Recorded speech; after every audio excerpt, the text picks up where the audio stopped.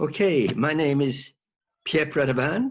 I'm originally from Switzerland, but I really consider myself a citizen of the world. I've had a very long professional career, over 55 years.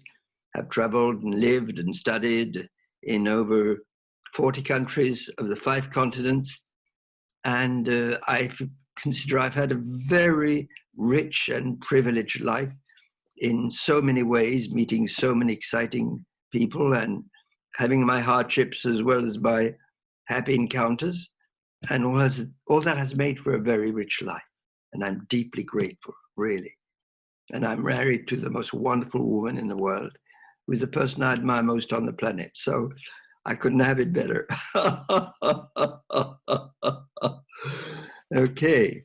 Well, you asked me to present a topic that was really close to my heart in the field of spirituality and connecting with the source. And I'd like to share that one of the main experiences in this field in my life, and then I will end up by sharing a profound mystical experience of love, which is the basis of all my existence. So to start with the first story this is on blessing. I was working in Switzerland, in French-speaking Switzerland, in the early 80s after 11 years in Africa, on a new program for schools on North-South information. At the time, there was nothing in Swiss schools on third world issues. And I created this program and I did it with immense enthusiasm. I loved my work. And I wanted to create a roving exhibit on hunger. And it cost quite a lot of money. And I made a proposal to my sponsors.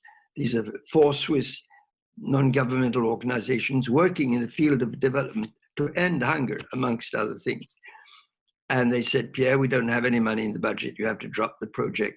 Well, I took from my personal savings the equivalent today in dollars of at least $25,000 out of my own savings to create this exhibit, which went very, very well.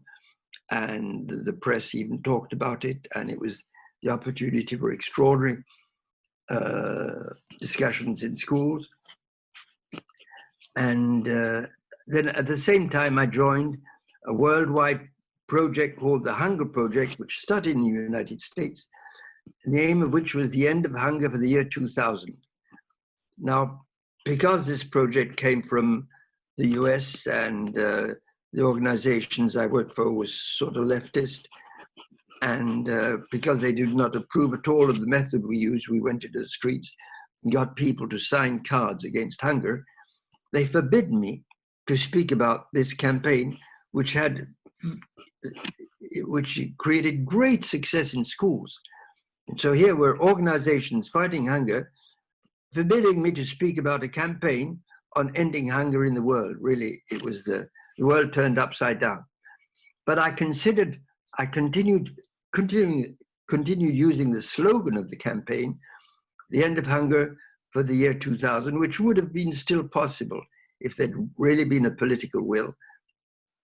Because I worked in Africa, I told you, I was one of the founding members of the largest grassroots peasant organization on the whole continent, based in Burkina Faso. And one of our organizations, member organizations in southern Senegal, had as its slogan, the end of hunger by the year 2000. So I thought, well, if this is good for African farmers, it's good for my work in schools. And one day I was convened to a meeting. There were no minutes whatsoever held about the meeting. And the fellow who'd manipulated all his colleagues into getting this started the meeting by saying, I am an atheist. Now that had nothing to do with the aims of the meeting. But I understood much later why this had happened. And they told me, either you stop saying we can end hunger by the year 2000 in the schools because the Hunger Project says it, or then you quit your work. Can you imagine organizations fighting hunger? And so, of course, I didn't want to commit a moral harakiri, and I quit my job. But I developed the most immense resentment in the following months against the people who've done this. This resentment is something horrible. It's like a rat that is eating at your entrails. And it followed me night and day. I would wake up in the morning I'd start thinking about this under the shower, taking breakfast, going shopping, everywhere. And it became an obsession. And I knew I had to get rid of it. And I was reading spiritual texts, meditating, praying, doing all the stuff, and nothing happened. It just stuck on, and it was horrible. I realized I was harming myself. And one day, reading the Sermon on the Mount, suddenly the expression, bless those who curse you. But of course, Pierre, it's so simple. You just have to bless them. And on the spot, I started blessing them in their health, in their joy, in their work, in their finances, in their family life, in every conceivable manner. And I just blessed and blessed and blessed. And then suddenly, 3 months later, I was walking in the street and I started blessing people in the street. I do it in the supermarket, on the bus, on the tram, everywhere. I used to take the train a great deal at the time. I walked all the length of every train I was on in both ways to bless every single person on that train. And it was something just that had taken me over, and I started having amazing experiences just blessing people, people changing their attitude from one second to another. And then one day I was writing a talk I'd been asked to give in Zurich to an international youth meeting on the theme, Healing the World. The title for me is significant, Healing the World. And I was writing my talk, and suddenly I received a gust of inspiration as never in my life. As never in my life. I was like a scribe under orders, literally. And I started taking, under dictation, this text on blessing. And I started sharing it in my international correspondence. I had quite a wide correspondence at the time. And some of these friends who had themselves large worldwide correspondences started sharing it themselves. And little by little, I started receiving responses from people all around the world saying, it works, it works, it works. And people telling me of healings, and I was having amazing experiences also. And I think I would like to read you this text because it is, I now have a website. Yeah, the address is Gentle Art of Blessing, all linked, gentleartofblessing.org, where you can find this text, and especially an extraordinary video by our webmaster, Jane Young from England. And this video has been seen on YouTube by hundreds of thousands of people. So here's the text that I literally received under dictation. The Gentle Art of Blessing. On awaking, bless this day, for it is already full of unseen good, which your blessings will call forth. For to bless is to acknowledge the unlimited good that is embedded in the very texture of the universe and awaiting each and all. On passing people in the street, on the bus, in places of work and play, bless them. The peace of your blessing will companion them on their way, and the aura of its gentle fragrance will be a light to their path. On meeting and talking to people, bless them in their health, their work, their joy, their relationships to God themselves and others. Bless them in their abundance, their finances. Bless them in every conceivable way. For such blessings not only sow seeds of healing, but one day will spring forth as flowers of joy in the waste places of your own life. As you walk, bless the city in which you live, its government and teachers, its nurses and street sweepers, its children and bankers, its priests and prostitutes. The minute anyone expresses the least aggression or unkindness to you, respond with a blessing. Bless them totally, sincerely, joyfully, for such blessings are a shield which protects them from the ignorance of their misdeed and deflects the arrow that was aimed at you. To bless means to wish unconditionally, total, unrestricted good for others and events from the deepest wellspring in the innermost chamber of your heart. It means to hallow to hold in reverence, to behold with utter awe that which is always a gift from the Creator. He who is hallowed by your blessing is set aside, consecrated, holy, whole. To bless is yet to invoke divine care upon, to think or speak gratefully for, to confer happiness upon, although we ourselves are never the bestower, but simply the joyful witnesses of life's abundance. To bless all without discrimination of any sort is the ultimate form of giving, because those who bless will never know from whence came the sudden ray of sun that burst through the clouds of their skies, and you will rarely be a witness to the sunlight in their lives. When something goes completely askew in your day, some unexpected event knocks down your plans, and you too also burst into blessing. For life is teaching you a lesson, and the very event you believe to be unwanted, you yourself called forth, so as to learn the lesson you might balk against, were you not to bless it. Trials are blessings in disguise, and hosts of angels follow in their path. To bless is to acknowledge the omnipresent universal beauty hidden to material eyes. It is to activate that law of attraction, which it is to attract the law of attraction, which from the furthest part of the universe will bring into your life exactly what you need to experience and enjoy. When you pass a prison, mentally bless its inmates in their innocence and freedom, their gentleness, pure essence, and unconditional forgiveness.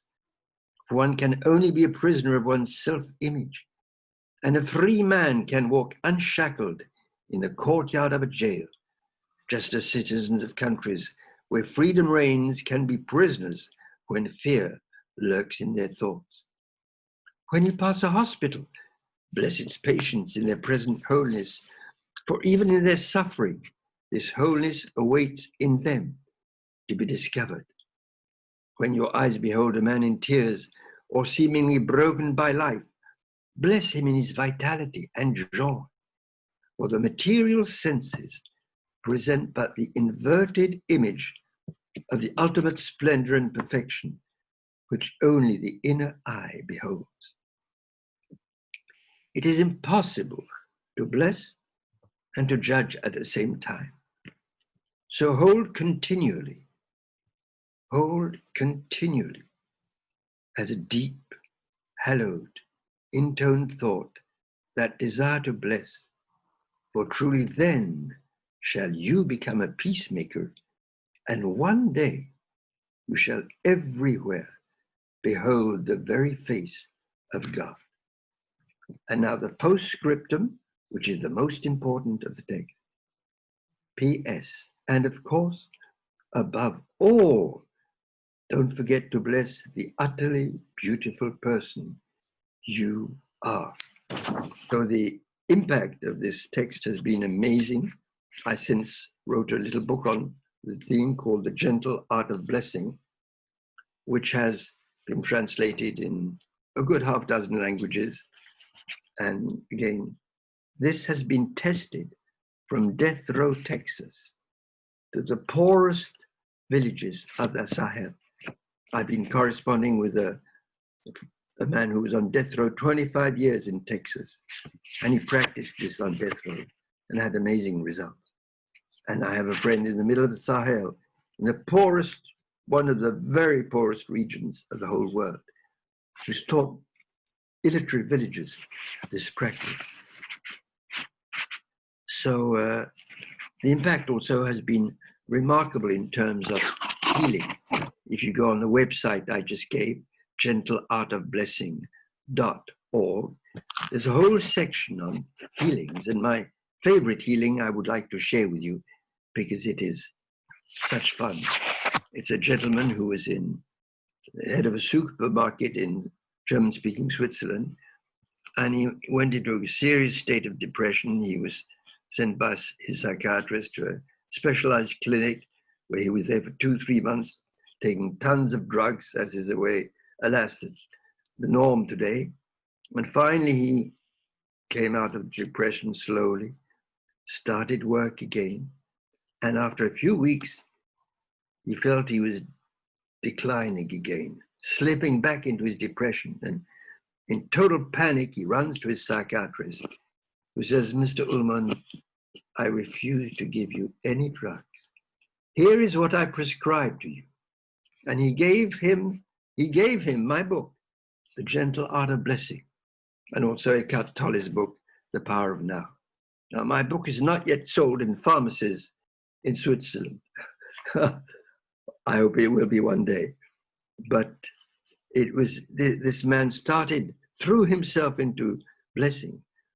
And the letter he wrote me is a canticle, a paean of joy, where he says that as the head of a large supermarket, he has many occasions to bless the whole day long.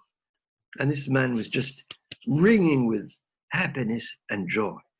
And there are many other amazing blessings and healings, including his friend of mine who went on a humanitarian mission to northern Nigeria, where she was captive by rebel Tuaregs, and she attributes her release to blessing.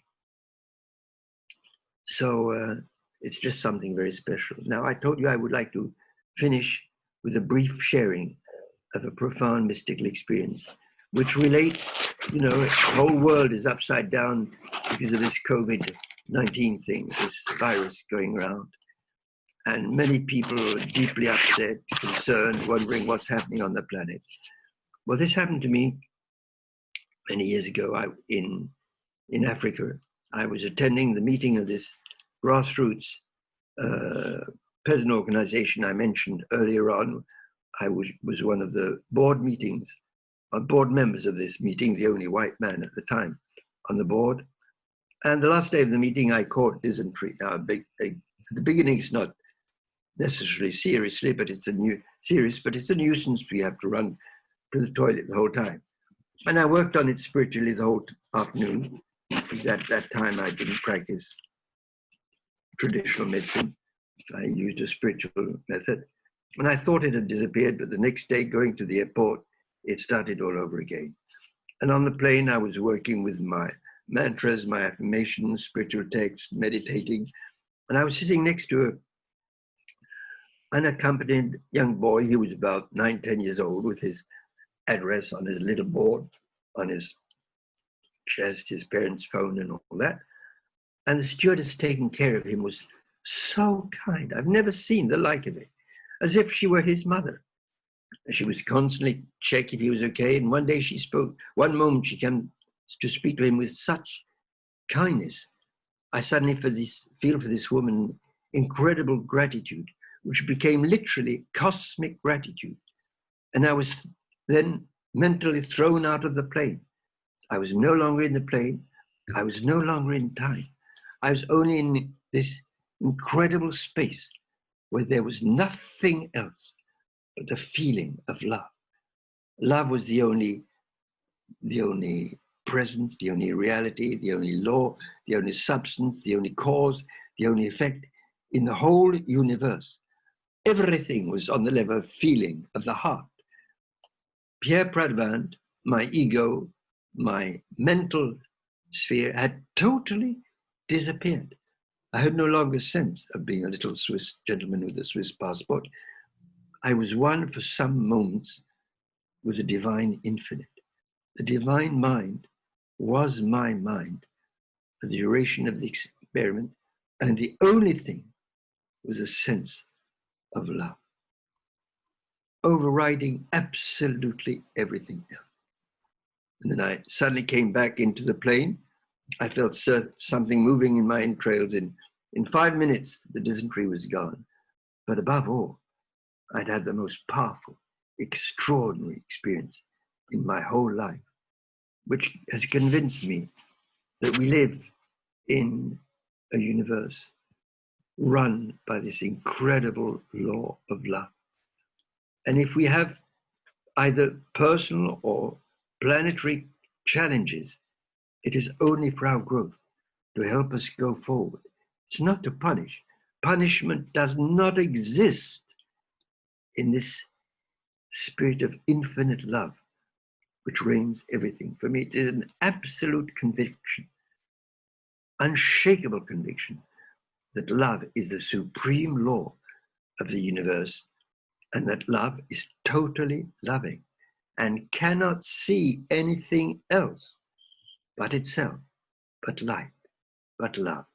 And I'm so happy to be able to share this deep conviction with your listeners today.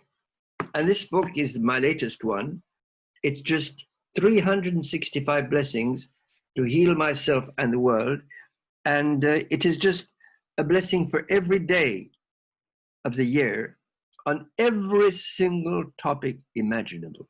There's even a blessing for making love, because I want to show people that spirituality, either it applies to everything, but it's not worth a cup of tea. Okay. I believe spirituality applies to absolutely every situation.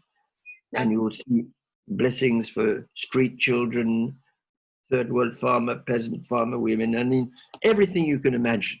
I do not want to terminate this little exchange without deeply thanking Hiroo Masami and Saionji and Ervin Laszlo for inviting me to give this little sharing. Thank you very much, precious friends, for all you are doing, you also, to raise world consciousness, which is the most important thing on the planet today, raising world consciousness. And we will manage.